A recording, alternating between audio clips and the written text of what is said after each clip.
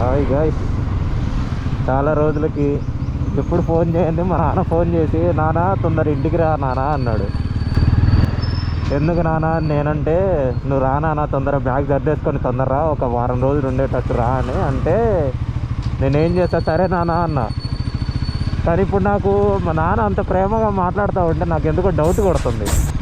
జీవితం సంకనాకిపోయింది. డౌట్ ఎందుకంటావా?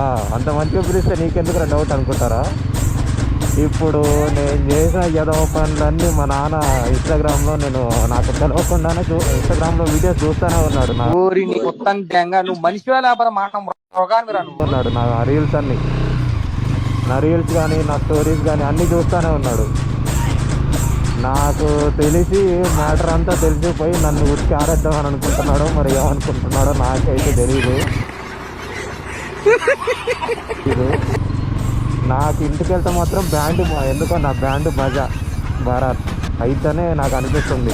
ఏమైతే ఇంకా ఆయన ఊహించుకుంటేనే వామ్మో అయిపోయింది, బతికి అయిపోయింది. నీకు కొత్త చెక్కేస్తారులే ఈ రోజంతా.